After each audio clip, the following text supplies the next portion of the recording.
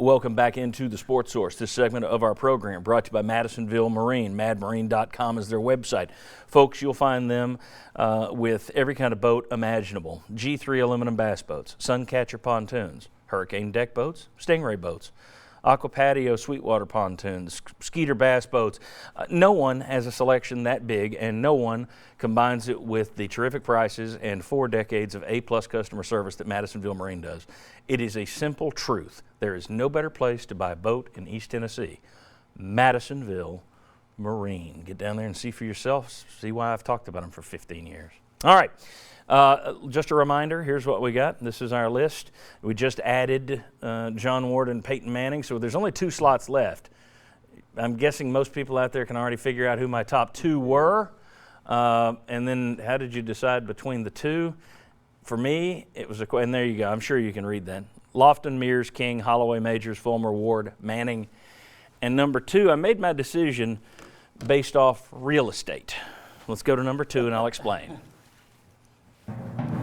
Pat Summitt, okay, just a spectacular legend. There's not enough room in a full-screen graphic to put all of her accomplishments there. 840 winning percentage, 16 SEC championships, 16 SEC tournament championships, 8 national championships in the Basketball Hall of Fame.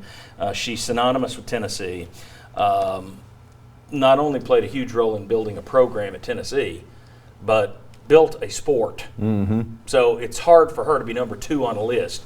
We're going to do these back to back. The reason I put her number 2 and I say it's real estate, she has a court named for her, the Summit at Thompson Bowling Arena. I went with somebody number 1 who has a whole building named for them, and it just so happens they designed it. Number 1 on my list. Okay, that's appropriate. Rob, well, I'll hush. There, it got in there again. Robert Nealon was number 1 on my icon list. You see, 3 times he was the football coach here, kept being interrupted by military service, won 80% of his games. It was a different era, but he had 5 SEC champions, 1 national championship, Football Hall of Fame. He was also athletic director here at Tennessee twice. And as I said, he was the first one to lay out. He was an engineer, so he laid out sort of the groundwork for expansion if they ever wanted to grow Neyland Stadium, which of course they did. That's a pretty good legacy. And as I say, your name is on that building. Where would this program be if he hadn't been at Tennessee? Would they have been Ole Miss, a South Carolina, which is still looking for who's the best ever at these schools? Johnny Vaught never won the national title. At South Carolina, never come close to a national title. Would you have been that? He set this bar that put Tennessee on the map, and people still talk about it. And, it's still a football school. For all the success of basketball, and as long as Tennessee football has been down recently, it is still a football school. Their attendance has been down, and they're still pulling 75,000, 80,000 on average. Mm-hmm. Okay, there are a lot of schools who would kill for that. It's a football school, thanks to a guy who was hired to come in and get Tennessee over Vanderbilt. Maybe 93 years later, Jeremy Pruitt will do the same. But I put Neyland 1, Summit number 2. Thoughts? Did I get the top 2 right? Yes. Is that what everybody had in their top 2? We'll look at these in a minute, but just generally, are those everybody's top 2 or no? I had Summit 3. Okay. We'll get to how you bumped her down to 3. All right. Well, I started shuffling some things around and made a mistake, but I would have had Pat too. It would have been. But I had Peyton. So you're cavaliersing things. I started juggling some things. Okay, I'm going to cavalier some question. I'm changing mine too. Neyland. Here was the debate though. Neyland, a different era.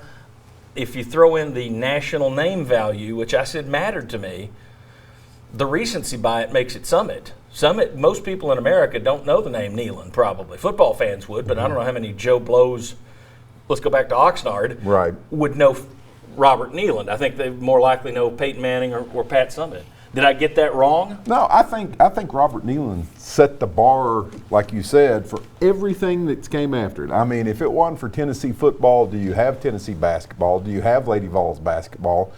Where are you at as a sports school? And I think because of General Neyland, you're where you're at because of him and what he did in the 20s, 30s, 40s, and into the 50s. Until Tennessee's recent 10-year drought of winning the SEC in football, Tennessee had won more football games between 1926 and whatever that recent period was. The other thing is Paul Johnson was recently honored with the Neyland Award. And he's the coach at Georgia Tech who was influenced or talks about Bobby Dodd. They've got game maxims at Georgia Tech. They got game maxims at Arkansas, at Ole Miss, and Duke, and Tennessee.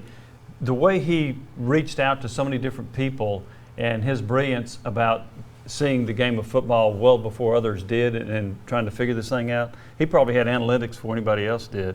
I think he'd be number one. It is a very thick book. It is a scholar's book, but anybody who has an interest in General Neyland should go grab Andy Kozar's Yes. monster encyclopedia of Neyland. It is a textbook basically on Robert Neyland. It is fascinating. War and Peace. It is. It is, but it's fascinating. Josh, did I get it right? Would you put Summit ahead of Neyland or Neyland ahead of Summit? I would put Summit ahead because also her impact on just an entire gender with what she's done with women's basketball. You have the success, and you mentioned recency bias, but I think that counts for something because if you're talking people, I don't know, 40 or 50 and below, I mean, they watched all of what Pat Summit did, so I would have Pat Summit number one. All right, then when we come back, we're going to show all of your top fives. A little later, I'm going to tell you the five that didn't make my list, and we'll see if that gets an argument. And then who on this current Tennessee roster of players and coaches might be an icon someday. Come on back on the Sports Source.